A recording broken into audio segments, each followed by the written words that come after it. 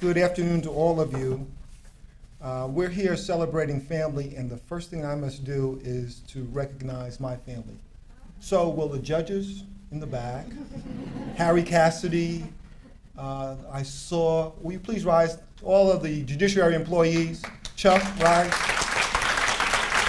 Those individuals are part of my family. Thank you. We are here today to celebrate the reunification of family. Through the efforts of the American Bar Association and a number of national organizations, we come together to recognize the first National Reunification Day. The goal of National Reunification Day is to celebrate family and community, coming together and to raise awareness of the impact of family reunification on the foster care system. Now, I am a student of history, and I like to view issues from an historical context. History demonstrates that the development of family has been critical to the world's progress. Stable families were the first unit in the building block and creating stable communities and societies. Historians have found that the development of family was the first building block of democratic societies. Interestingly, one of the first principles established in the creation of the United Nations was a recognition of the importance of family. The UN Charter held, quote, "The family unit is the natural fundamental unit of society and is entitled to protection by the society and the state." Today, in our state, in our country, and in this world, we are being threatened. That is, the family unit is being threatened, being challenged because of the fragile makeup of our families.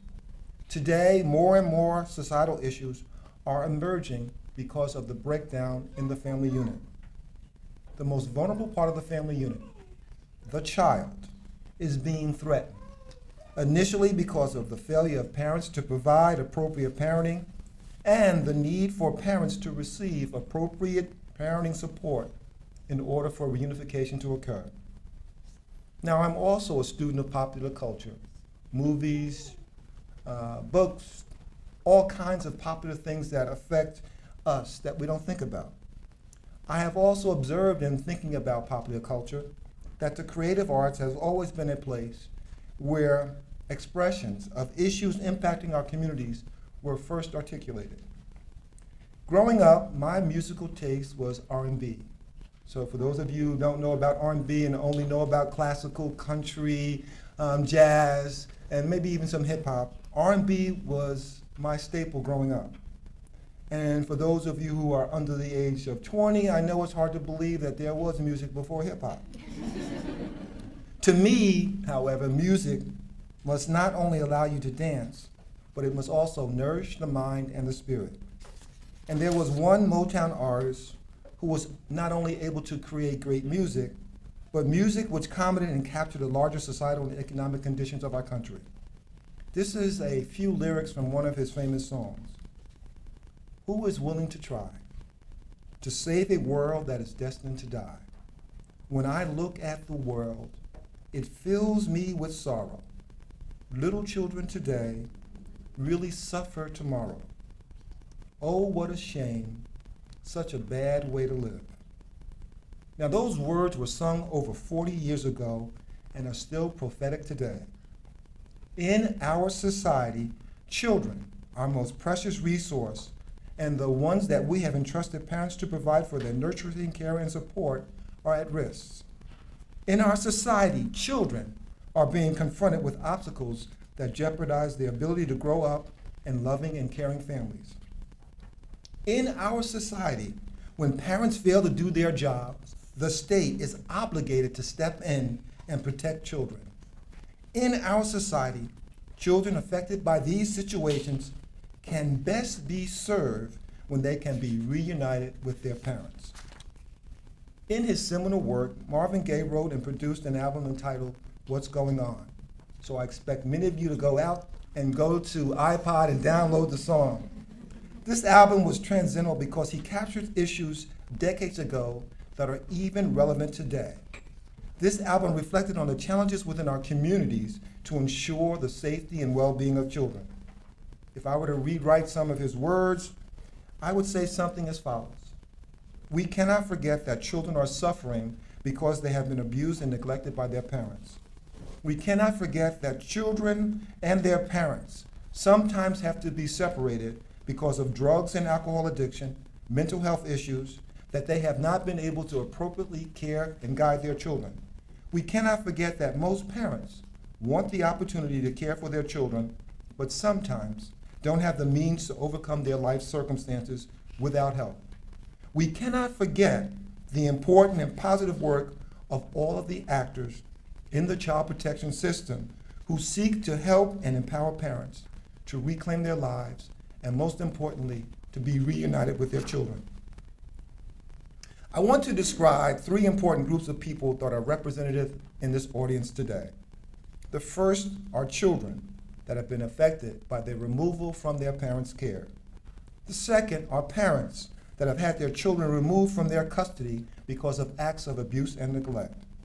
The third group are the various actors in the child protection system that seeks to protect children and assist parents in gaining reunification with his or her child.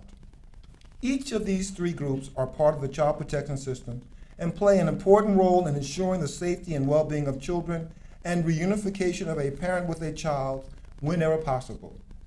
Each of these three groups will determine what kind of life a child removed from his parents' care will have today and in the future. Each of these three groups will determine what kind of community our children will be able to live in, and more importantly, what kind of individual they can grow and become. The child protection system in New Jersey, for example, over the last half century, has been forced to address the failure of parents to live up to their responsibility in numbers that would have been unimaginable not too long ago. The challenge of child abuse, sexual abuse, substance abuse, mental health, mental illness, homelessness, domestic violence has resulted in thousands of children being removed from their parents' care and the building blocks of our society, the family unit, being eroded. We know that a child does best when raised, nurtured, cared for by a loving and caring adult. Every culture in this world recognizes the obligation of a family to love, guide, and educate their children. Every culture recognizes that babies, children, teenagers are entrusted to their parents' care for their safety and well-being. There was this young artist who was coping with terminal cancer, and she wanted to write a song for her young son to impress upon everyone, and him most specifically, her love. It is a song that I know all of you know, and all of you know the words to. Here are a few of the lyrics. I believe that children are our future. Teach them well and let them lead the way. Show them all the beauty they possess inside. Give them a sense of pride to make it easier. Let the children's laughter remind us of how we used to be. Ideally, in our culture, there should be biological mother and father caring for a child. The experience of family creates a distincting and lasting imprint on a child's development and shapes not only his interpersonal relationships, but also extended family relationships, and most importantly, relationships with the outside world. These concepts are being diluted because of acts of abuse and neglect, which oftentimes redefines the family unit. We are now asking grandparents, aunts, uncles, foster parents, adoptive parents, and others to become substitute parents. We also know that these relatives can form the connection for a child to be reunited with family when they can't go back to mommy and daddy. So why should we celebrate Family Reunification Day? First and foremost, we are giving the opportunity to a child to be raised and loved by his parents or other relatives. The parental nurturing, the care, and the providing of support for that child will mean that that child will have a chance to grow up healthy, happy, and successful. Reunification will allow the family resources to be combined and hopefully create a connectiveness that will last a lifetime. Reunification is possible, Mr. Sims, as Marvin Gaye says, because we have found a way to bring some loving here today. The second reason why this program is important is because it honors the trials, the tribulations, and the triumphs of parents who love their children. It recognizes that while a child may have been removed from my care or custody because of acts or abuse or neglect, it celebrates a parent's correcting of those circumstances leading to reunification with that child or children. Now, I am a believer that the best measure of a person is demonstrated by how they respond to tragedy or struggle, how they are able to address adversity. And in my mind, there is no greater challenge than facing the possibility that you may not be able to raise and care for your child. So let me recognize and celebrate the mothers and fathers in this place, in this state, in this country that have been reunited with their children. Let me recognize all the relatives and the children who have assisted in such reunification. Our judicial system is both a witness and a participant in the challenges and struggle to save children and repair families. Our court witnesses firsthand the devastating impact child abuse and neglect has on children and the corresponding implication on families. From a positive perspective, our courts can also be participants in the rehabilitation of parents and the reunification of families. While thousands of children are annually removed from their parents' care because of abuse and neglect, thousands are returned because of their efforts to become better parents. With the help and support of individuals and organizations in the child protection system, families are reunited and given another opportunity to become a better family unit.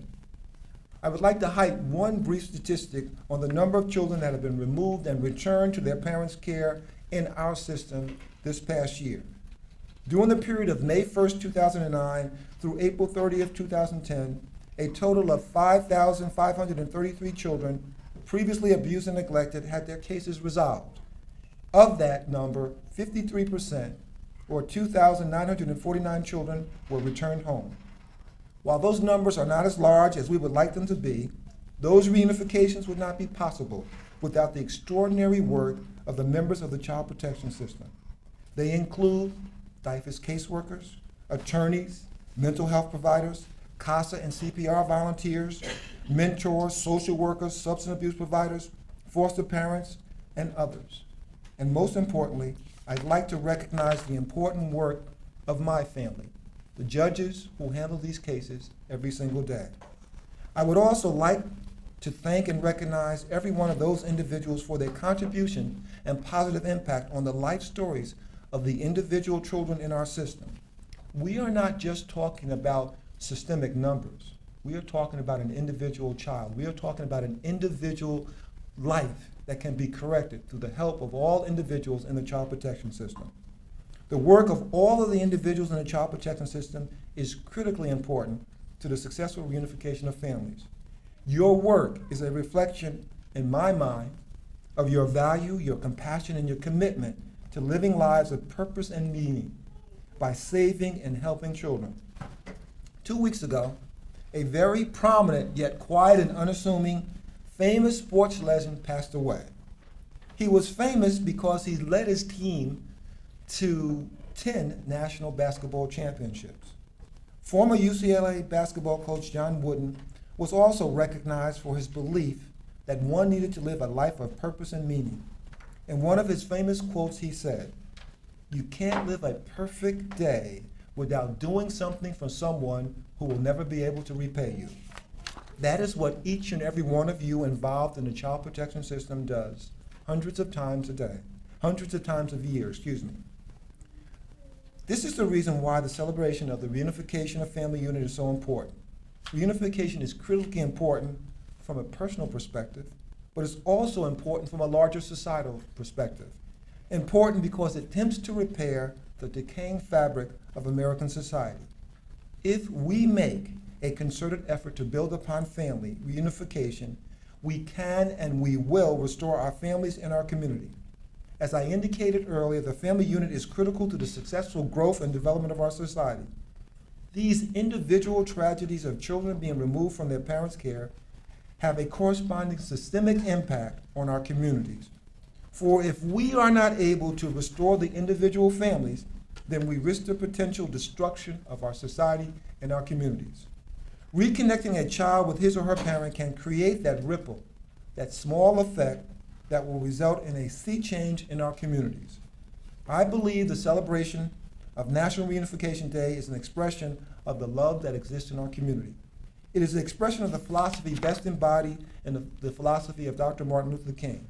Stated otherwise, that is, our society is made better when we're all invested in loving each other, in helping each other. Let me close with one additional lyric from Mr. Gay. Let's save the children. Let's save all the children. If you want to have love, let's save all the children. Thank you.